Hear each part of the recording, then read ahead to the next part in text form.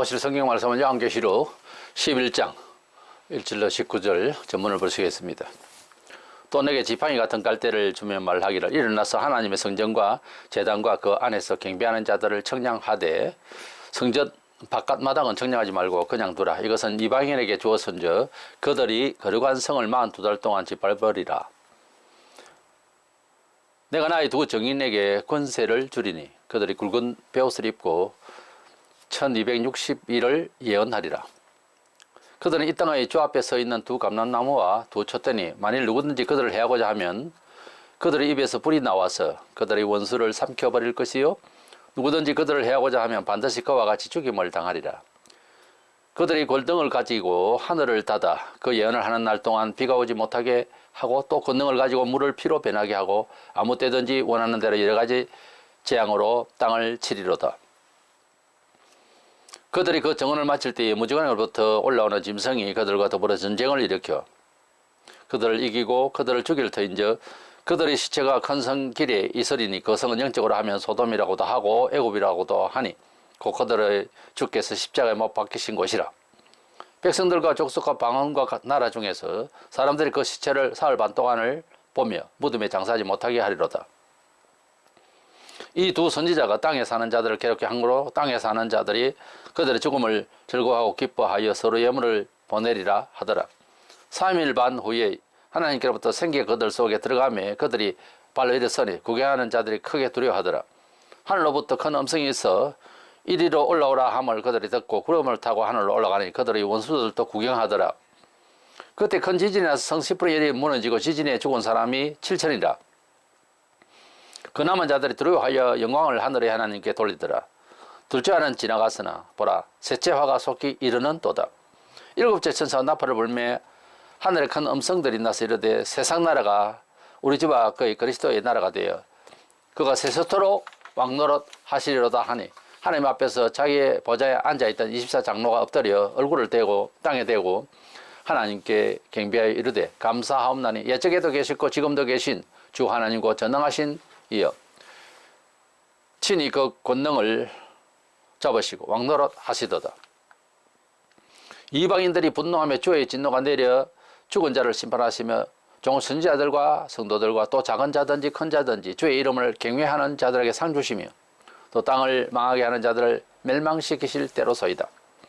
이에 하늘에 있는 하나님의 성전이 열리니 성전 안에 하나님의 언약궤가 보이며 또 번개와 음성들과 우레와 지진과 큰 우박이 있더라. 아멘. 요한은 계속해서 나타나는 환상의 그림을 보면서 기록하기를 본장에서는 두 정인이 나타나서 대략 적그리스도의 전반부에 큰 환란을 일으킬 때에 큰 능력을 행하면서 그리스도를 증거하다가 죽임을 당합니다. 그리고 사흘 반면에 살아서 다시 또 하늘로 올라가 버리는 이런 놀라운 사건 앞에서 원수들도 그러니까 신자들도 보겠지만 원수들도 모든 사람들이 그러니까 다 보게 된다 이거죠. 그런데 이 두 정인이라는 말에 대해서 종말론적으로 또 계시록상의 주석을 어떻게 하느냐 하는 것은 대단히 중요한데 어쨌든 이 종말에 나타날 이 두 정인이 누군지를 잘 살펴보도록 하겠습니다. 첫 번째 생각하는 것은 이 두 정인이 누구냐 하는 것은 그의 활동을 볼 때에 그가 활동하던 무대와 그리고 활동하는 내용을 살펴보면은 그를 이해할 수 있을 것입니다. 대부분 이 정인을 지상의 보편적인 교회의 전도 활동으로 봐요. 그렇지만 그렇게 보기에는 너무 어려운 것이 이 두 사람이 활동한 내용 자체가 보편적인 모든 교회가 할 수 있는 그런 내용이 아닙니다. 이래서 이 두 정인을 비록 두 정인이라고 할 때는 정인의 숫자도 맞고 또 하니까 그렇게 이해하기 쉬운데 그럴 수가 없어요.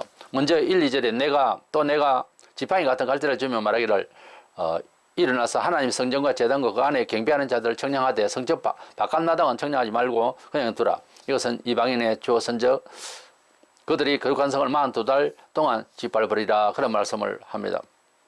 경배하는 자들을 청량하라, 성전을 청량하라. 이것은 대환란 중에 그 성도들을 살피고 붙들으라 그 말입니다. 그래서 신약에는 고린도서 3장 16절에 너희가 하나님의 성전이라 하는 그런 말씀이 있습니다. 때문에 이 내용의 그림은 하나님의 백성들은 이제 갈대를 주며 그 성전 제단 그에게 경배하냐 청량하라는 말은 그들을 보호하고 지켜라 그런 뜻입니다. 성전 밖마다 그러니까 불신자의 세계는 그냥 내버려두라. 만 두 달 동안 3년 반 동안 짓밟으리라. 큰 핍박이 있으리라 그런 뜻이죠. 그래서 만 두 달 동안 하나님의 백성들의 보호와 그리고 불신자들이 벌받을 것을 이제 내용으로 보여주는 것입니다. 이 두 정인의 이 활동을 살펴보면 첫째, 그들은 1260일 동안 증거를 하고 있어요. 근데 굵은 베옷을 입고 증거했다는 것은 굵은 베옷은 회개를 의미합니다. 누가복음 10장 13절에 화 있을진저 고라시나 화 있을진저 베세다야 너희에게 행한 모든 권능을 두로와 시돈에서 행하였더라면 그들이 벌써 베옷을 입고 제에 앉아 회개하였으리라. 그래서 베옷을 입고 이들이 증거를 한다 할 때 이 두 정의는 회개를 외치는 내용이라는 거죠. 구약에 뭐 에녹이라든지 엘리야라든지 다들 하나님 앞에서 바로 살아라 하는 이야기가 되겠지만 이들은 우리 신약에서 쉽게 이해할 수 있는 그런 회개를 외치는, 신약은 사실 회개하고 예수 믿으라는 내용인데요. 그런 두 정인이라는 것입니다. 사절에 보면 두 감람나무 두 초째라고 이렇게 표현하고 있는데 당시는 초가 아니기 때문에 번역을 등잔이라고 하는 것이 맞고요. 그래서 두 감람나무와 두 등잔, 등잔은 이제 어두움을 밝히는 불빛이니까요. 그래서 등불을 이제 상징하고 있는 이 두 사람은 세상을 비추는 그리고 의를 전파하는 정인이라는 뜻에서 마태복음 14절에 보면은 그리스도의 백성들을 너희는 세상의 빛이라 그렇게 말씀하고 있습니다. 과학적인 빛이 아니라 우리가 흔히 문학적으로도 쓰고 그런 뉘앙스로 얼마든지 우리는 말을 하고 있죠. 사람은 세상의 등불이고 빛이다. 그래서 우리는 이 세상을 비추는 죄를 밝혀내고 그렇게 갖다가 씻어서 밝게 하는 그런 하나님의 진리의 사람들로서 이 세상에 빛이다 그랬어요. 두 감람나무의 둘은 정인수로서 적합한데요. 성경에서 누가 10장 1절에 보면 그 후에 주께서 따로 70인을 세워서 친히 가시려는 각 동네와 각 지역에 둘씩 앞서 보내며라고 했습니다. 그러니까 둘씩 전도자로 이제 보내셨어요. 우리가 이제 세상의 법정에도 둘 이상을 증인으로 세우죠. 한 사람은 안 됩니다. 이래서 참고사항이지만 두 사람이 있을 때 명확하죠. 이래서 우리가 이 교회사에 주님 오시는 그날까지 정인들로서 삶을 살지만은 그러나 이 두 사람은 특별히 이제 정인으로서 살지만은 그때 종말에서 이제 그들이 증거를 하니까 온 교회의 정인이라기보다는 두 사람이지만은 교회를 보편적인 교회를 상징하는 것이 아니라 이 두 사람도 그렇게 정인이 된다는 거죠. 이 두 정인은 1260일 동안 유대인들의 달력 월 1월 계산하면 30일씩 하니까 그래서 3년 6개월만 합니다. 그럼 3년 6개월 동안 증거를 하다가 죽임을 당하고 다시 살아서 사흘 만에 살아서 이제 하늘 올라가는데 그걸 기간을 보면은 말세의 큰 대환란의 중간까지는 그렇게 이 정인이 열심히 전도를 하는 그런 내용이 되겠습니다. 그래서 666에 적그리스도의 대핍박이 있을 당시에 우리가 또 안전하고 또 희망이 되는 것은 엄청난 능력을 가진 이 두 정인이 나타나서 전 세계를 이제 복음으로 역사하는 능력이 있기 때문에 성도들이 힘을 얻게 되는 거죠. 우리 자신의 믿음이 없어도 곁에 아는 분이 이제 절친을 하면 더 좋겠고 가족이 하면 더 좋겠죠. 그렇게 열심히 기도를 해주는 사람이 있다는 것은 큰 자산입니다. 그리고 기도를 열심히 하고 그렇게 경건의 생활에 충만한 사람 옆에 가기를 원해야 되는 거예요. 우리가 우리 자신의 연약함을 안다면 그렇게 인정한다면 하나님과 함께하는 사람을 또 사랑해야 됩니다. 그것이 내가 잘 되는 거예요. 우리가 이제 어두움을 좋아하는 사람을 거기 접하면 또 우리 자신도 영이 어두워지기 마련이죠. 항상 그래서 그리스도를 가까이 하고 성도를 가까이 하고 교회를 가까이 하고 성경을 가까이 하고 그래서 기도회를 가까이 하고 그런 생활이 필요한 것이 우리의 연약함을 우리 스스로 제어할 수가 없고 어떻게 할 수가 없기 때문에 그렇게 예속하는 것이 참 중요합니다. 우리의 시간 24시간 동안 얼마만큼 잠을 자고 무엇을 보고 어떤 연구를 하고 어떤 간섭을 받는 것 너무 중요합니다. 이건 내 문화세가 내가 알아서 다 할 수 있다. 아니에요. 안 됩니다. 우리 영혼은 그렇게 영향을 받아요. 두 번째 이 정의는 입에서 불이 나서 원수를 소멸하는 그런 말씀의 권능을 가지고 있습니다. 두 정인을 방해하고 그렇게 하는 사람들은 이제 그들의 능력 앞에서 죽습니다. 사도행전에서 교회가 창설이 되고 사도들이 복음을 시작할 때 성령의 권능이 얼마나 세게 나타나든지 하나님 앞에서 이제 여러 사람들이 헌금을 하고 재산도 팔아 바치고 이러는 가운데서 이제 아나니아와 삽비라라는 사람도 그렇게 하나님 앞에 드리기로 작정을 했지만은 그는 얼마를 떼내고 이것이 전부 다 하고 거짓말을 하다가 그 자리에서 죽었어요. 부부가 다 그렇게 죽어버렸습니다. 우리가 하나님 앞에서 일상적인 생활과 성령의 권세가 크게 나타날 때의 생활은 좀 달라야 됩니다.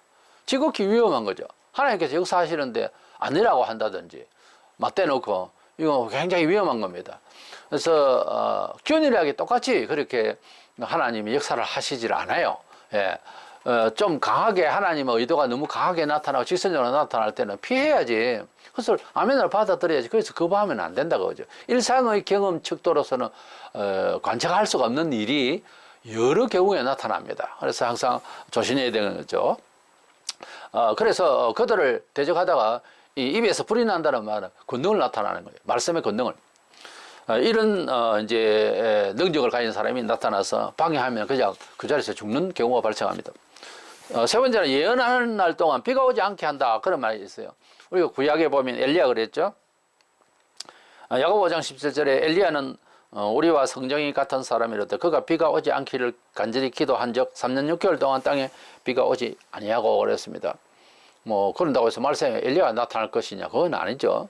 그래서 그러한 능력을 나타내는 것을 이제 세상 말미에도 이와 같이 야 그럴 수가 있었나 싶어도 실제 그런 일이 벌어지게 될 것이라는 거죠. 네 번째 물이 변해 피가 되게 했습니다.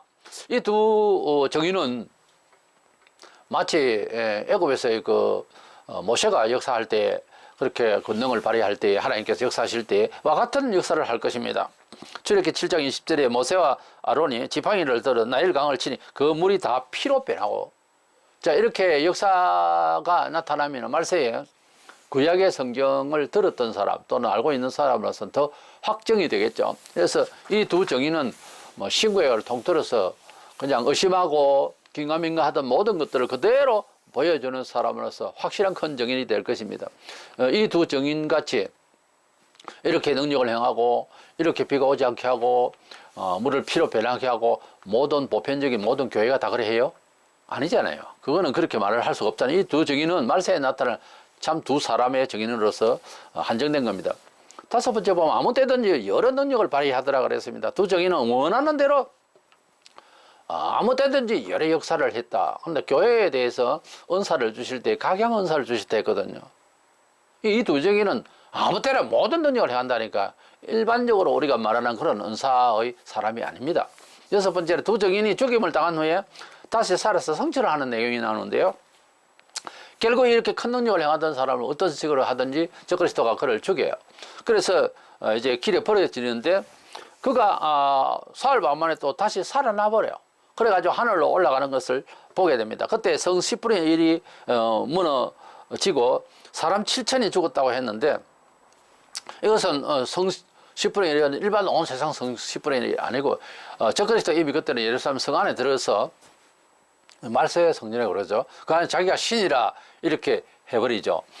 그때 그 성전을 말합니다. 그러니까 예루살렘 성, 적그리스도가 들어가 있는 성 10분의 1이 무너졌다는 것이고 사람 7천을 하면은 하나님의 간섭으로서 많은 사람을 죽였다는 그런 의도로 들으면 되겠습니다. 그냥 사람 7천이라도 무서운 일이죠.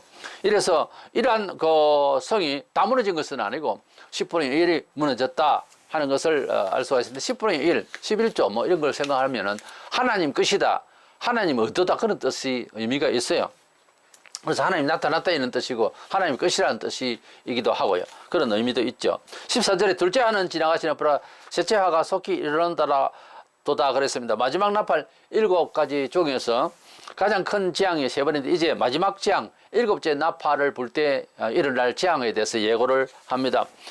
그러므로 이 두 정의는 이 이야기의 연결 속에서 보면은 마지막 대재앙 직전에 마지막 큰 대재앙의 그 전에 활동할 것을 볼 수가 있고 우리가 보통 이제 7년 대환란 그러는데 전반부에 이 사람들이 1260일 그것은 고난과 재앙의 하나님의 심판의 대환란인데 이러한 전에 활동하는데 시작을 보면 6장 계시록 6장 1절 이하에서 시작하는 거죠. 13장부터 이제 후반부가 들어가는데 그렇게 이제 그들이 활동할 무대가 된다 하는 것입니다. 다른 것은 우리가 대환란을 시작한다고 할 때 적그리스도가 나타났다 대창 우리가 예루살렘 성에 앉아서 내가 신이다 하라고 온 세계에 이제 선포가 되고 할 무렵에 신앙이 약해질 수 있어요. 그때에 두 증인이 나타나서 아니다 나를 봐라. 그래서 그가 증거하는 것을 보면 힘을 얻죠. 그래서 우리는 믿음이 좋은 사람 거룩하고 진실한 사람을 만나면 그렇게 닮고요. 또 능력을 받은 사람 옆에 있으면 또 나도 하나님 자녀니까 기도해서 능력을 받아야 되겠다 응답을 받아야 돼 그런 생각이 들어요. 뭐 잘 안 되고 슬프고 뭐 영화 하나 만들어서 슬픈 그런 세상살이의 이야기를 계속 들으면은 사람이 자연히 그렇게 닮아요. 그게 무엇을 보았냐 하는 것은 너무너무 중요한데 듣는 정보부터 시작해서 보는 시각과 그런 역사를 보는 것은 너무 우리에게 큰 영향을 끼치게 되는 거죠. 다니엘 7장 24, 5절, 9장 27절, 계시록 13장 5절, 7절 등에 보면은 적그리스도의 그 대환란을 일으키는 기간이 나와요. 우리가 숫자대로 맞으면은 7년이라고 하는 큰 대환란인데 그 어떤 한정된 시간 속에서 예수님 오시기 전에 그것도 장구의 세월이 아니고 7년이라는 정도의 세월 어간에 그런 큰 환란을 일으킬 사람이다 이렇게 봅니다. 그래서 그 전반부에 이 두 증인이 나타나서 우리 성도들에 큰 희망을 주고 마지막에는 이제 다시 살아서 올라가 부활했다 그런 말은 안 되어 있어요. 다시 살아서 올라갔다 그렇게 말하고 있습니다. 부활을 했다거나 하면 부활을 했다 그러지요. 부활의 천년변 예수고 예수님이 재림하실 때에 부활을 하게 될 것입니다. 누가요? 에노크 엘리야도 그때 부활을 해야 됩니다. 지금은 하나님의 우리가 설명할 수 없는 은혜 가운데서 하늘에 올라가 있지만은 이 두 증인도 다시 살아서 그랬지 부활했다는 말 안 했어요. 그래서 또 이렇게 역사가 납니다. 근데 구약 시대에 죽음을 보지 않고 올라갔던 사람 그대로 모습을 우리가 보듯이는 죽었지만은 다시 이제 살아서 올라가는 것을 보면 부활을 해서 저렇게 되는 것이다 보게 된 거죠. 그래서 모든 복음의 내용 의구심이 되고 짐작이 안 되고 이거는 뭐 경험이 없고 하던 것을 바로 보게 되는 거죠. 그래서 걱정 안 해서도 됩니다. 우리가요 믿음이라고 하는 것은 들으면서 나고요 봄으로서 확정이 되는데 말세가 되면 내 믿음을 어떡하지? 걱정 안 해도 우리가 믿음의 기초가 있기 때문에 보면 거기에서 불이 일어나요. 불리듯이 일어나서 바로 저거다. 봐라. 이렇게 성천할 수 있지 않느냐. 이렇게 믿게 되는 거죠. 두 번째 제가 하는 것은 두 정의는 결론적으로 말세 교회의 큰 두 정인이지 모든 예수님 오시기 전까지 교회의 그 활동을 이렇게 설명하는 것은 아니라는 거죠. 우리 계시록의 흐름을 볼 때 이 사람의 활동이 있고 그 전이 있고 그 이어서 일어나는 현상들이 있기 때문에 예루살렘 성이 뭐 10분의 1에 무너지고 이런 거는 전 신약 기간 동안의 어떤 현상으로 영위하기가 어려운 겁니다. 이것은 말세에 나타난 현상이죠. 먼저 그들의 활동을 볼 때에 많은 사람들이 오해를 하는데 모세와 엘리야 같은 그런 능력을 나타내니까 모세와 엘리야가 마지막 시대에 나타날 것이다. 그건 아니에요. 모세는 분명히 죽었다 그랬고 엘리야는 회리바람 타고 하늘로 갔는데 뭐 에녹도 하나님 데리고 갔어요. 말세에 쓰려고 올라갔다. 그런 언지가 있어요? 없다고요. 성경은 없는 예언을 우리가 억지로 그럴 것이다 이렇게 추정하기엔 너무 어렵습니다. 우리가 성경을 볼 때 추정한다. 예수께서 식사를 하셨으니까 육신을 가졌으니까 대접을 보셨겠죠. 그거는 추정이 되는데 객관성이 있고요. 또 어떤 문장을 보면은 이거는 며칠 지난 거다. 이게 객관성이 있는 거는 추정은 되지만 매우 중요한 맹세해야 될 보편 진리를 감춰 놓을 수는 없잖아요. 그건 말을 합니다. 부활은 부활이라고 한다고요. 근데 이 사람들은 그냥 살아서 올라갔거든요. 그리고 두 번째로는 은사가 성경에 가르치기를 모든 교회가 똑같은 은사를 발휘할 수는 없잖아요. 근데 이 두 증인이 하는 행사를 전부 다 온 교회가 다 해요? 기독교 2000년 역사 동안 지금 다 하고 있어요? 아니잖아요. 때문에 이 두 사람은 원문상 그 증인, 더라고 하는 관사가 있어요. 그래서 정관사가 있기 때문에 그 사람은 그냥 안 썼었거든요. 왜냐하면은, 말세에 나타날 두 적인, 그 두 적인이라고 하는 이 정관사가 붙는 것은 지명된 사람이기 때문에 하는 소리예요. 교회가 이 세상을 향해서 그런 정인 생활을 하지만은 그것을 뭐 그 교회 이렇게 말할 수가 없잖아요. 그래서 지명된 두 정인이라고 하는 차원에서 이런 정관사가 붙어 있다는 것입니다. 어느전서 12장 29절에 다 사도겠느냐, 다 선지자겠느냐, 다 교사겠느냐, 다 능력을 행하는 자겠느냐. 분명히 그랬잖아요. 그런데 이 두 증인이 하는 행사가 온 교회도 하도 안 하는데 할 수도 없고, 자꾸 교회라고 이제, 두 증인이라 하니까 두 사람은 정인이고, 그러니까 교회다. 그러니까 사흘 반만에 올라가니까 교회가 휴가한다. 별 소리를 다 합니다. 그냥 성경에, 대환란의 내용 가운데에 이런 두 사람이 나타나는 현상이 어느 지점에서 이게 나타나고 있으니까 1260일 동안 그러니까 환란을 받는 성도들에게 큰 위안이 되기 위해서 정인을 뒀다. 이렇게 읽으면 편안할 것을 온 교회가 그랬다 하면 복잡해집니다. 그럼 중간 휴교를 말하느냐 뭐냐 이거지. 이 사람 올라가오는데 뒤에 성도들이 나오는데 어떻게 해석할 겁니까? 그들의 활동 무대는 온 세상의 교회 선교가 아니고 아마 적그리스도가 있는 그 활동 무대, 적그리스도 성이 있는 그 주변이 될 것입니다. 그래서 그가 이제 예루살렘 성, 그 적그리스도가 있는 성 주변에 이제 벌어지고 많은 사람들 구경하다가 야 이제 잘 죽었다 이거죠, 불신자들은. 그러다가 이제 살아나는 이런 내용으로 지명이 그렇게 이제 보입니다. 그리고 데살로니가후서에서 2장 4절에 보면 그는 대적하는 자라 신이라 불리는 모든 것과 숭배함을 받는 것에 대항하여 그 위에 자기를 높이고 하나님의 성전에 앉아 자기를 하나님이라고 내세웠느니라. 이 사람은 적그리스도를 말해요. 마지막 때가 되면은 적그리스도가 성전에 앉아서 사람이 어디에 앉느냐 또 환경이 어떠냐에 따라서 그 사람의 직분을 이야기했잖아요. 대통령이 초막에 있을 수는 없잖아요. 그래서 청와대에 있어야 되고 하는 건데 적그리스도가 어디에 있느냐? 온 세상을 지배하는데 자기가 신으로 군림하니까 그리고 또 자기도 제정신이 아니에요. 사탄이 들어갔는데 이 신이라고 군림하다 보니까 신으로 이렇게 자정할 만한 곳은 성이거든요.